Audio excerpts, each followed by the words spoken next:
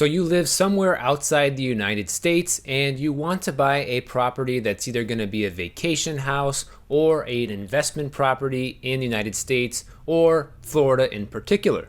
Well, this video is for you. Today I'm going to just outline the process of what this will look like for you and go over some of the rules and things that are going to apply to you and basically give you a full idea of what it's going to be like to kind of go through this process from start to finish and giving you some helpful tips along the way. Now, the first thing you need to decide is, are you going to be buying this property to live in it or use it as a vacation house, or are you buying for investment? And the reason why this is so important is because if you want to live in the property part-time for part of the year, or you plan on relocating to the United States and living here permanently, you're going to need to figure out your legal status, whether that means getting a green card, becoming a citizen somehow, or getting a certain type of visa. You're going to have that part figured out. And in order to do that, you're going to need to contact an immigration attorney. That's not something I can advise you on or give you any help with. I'm not an expert in that.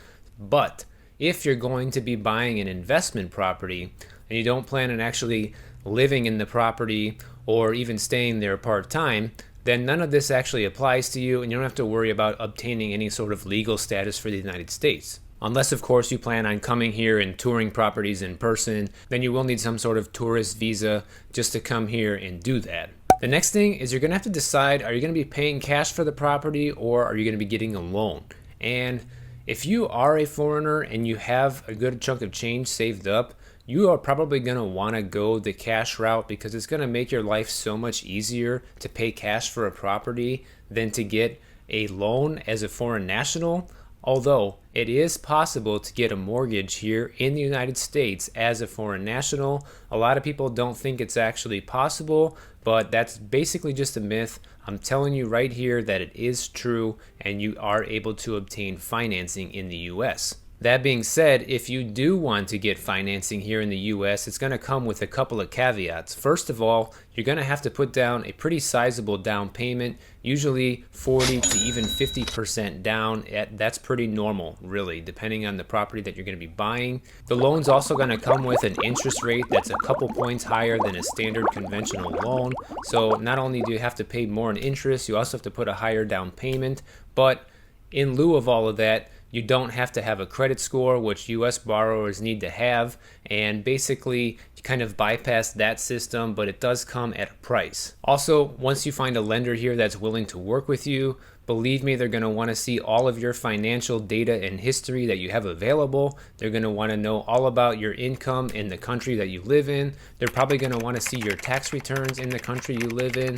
They're probably going to want you to disclose all the different assets that you own in your home country or in the US. So be prepared to divulge all of that information to your lender here in the US if you plan on getting a mortgage here. Now, one thing that I can say that will comfort you is once you've actually gone through those steps right there, once you're starting to go through the actual buying process, the process is really going to be no different for you than for anybody else, even a US citizen. You're going to find the property, you're going to make an offer, you're going to go through the closing process, and you're going to buy it, and that's pretty much it. So once you get down to this point of the process, it's going to be very similar to as if you actually lived here as a citizen. Also, about the buying process, I want to tell you, in a lot of different countries outside of the US, it seems like it's common where different real estate companies kind of have like their own listings, right? And they don't share those listings with other real estate agencies. So if you go to one real estate office, they might have a different set of listings available than the one across the street.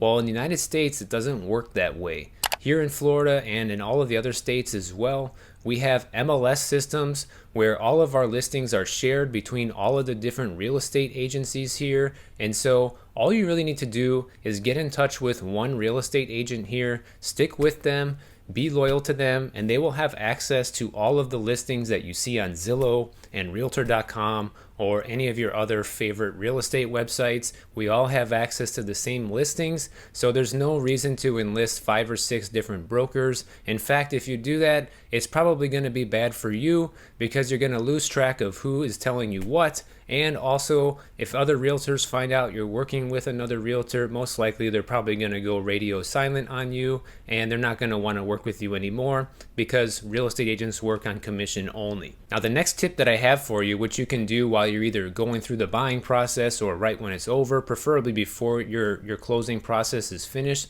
is you're going to want to open a US based bank account. And this is going to be helpful for a couple of different reasons. You know, it's good to have some money as reserves in there in case the property needs a repair of some sort, or use that money to pay your property taxes or your mortgage. Also, if you're going to be using the property as a rental property for an investment, you can also collect your rent through that bank account. So it's just going to make things a lot easier for you to have a local bank account here if you're going to be owning property in the United States. The next thing is you are still subject to all US based real estate rules and laws. Even though you are not a US citizen and you don't live here, as soon as you own a property here in the United States, you are subject to all of the laws surrounding real estate just because you are the owner of the property. So what does this mean for you? You still must pay your property taxes, you still need to pay your mortgage payments, you still need to have insurance on the property if your lender requires it. It also means you can still be foreclosed on either by your lender, or if you own a condo, you can be foreclosed by the condo association.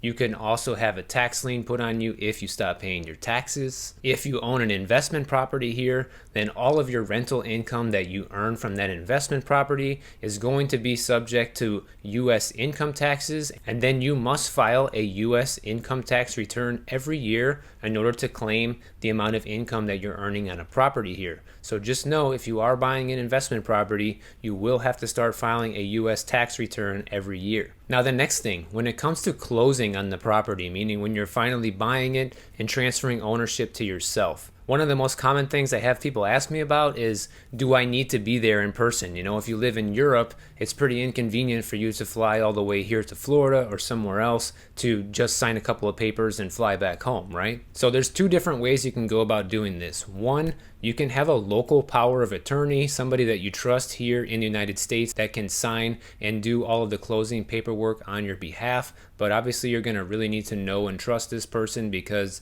they're able to fill out and sign legal documents, you know, under your name. So make sure, if you're going to go that route, it's somebody you trust 100%. The other way to do this, which is a lot more common, especially nowadays, is you can do what's called a mail-away closing. And so the title company that's performing the closing will send you all of the closing documents to your home wherever you live in your country.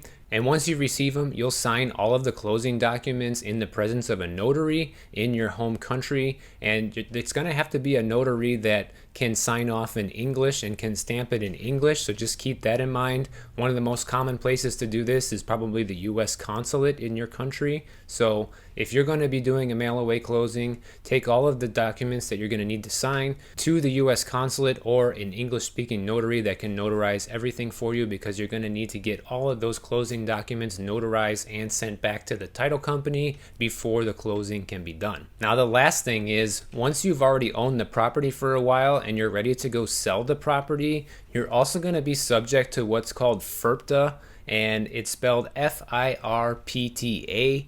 And this is a tax withholding that is applied to anybody who is selling real estate that doesn't live in the United States, that's not a citizen here. And basically how it works is that when the closing happens, let's say you net $100,000 at closing, they're going to withhold 15% of that money as taxes. So out of that $100,000, they will take $15,000 and you'll actually only end up netting $85,000.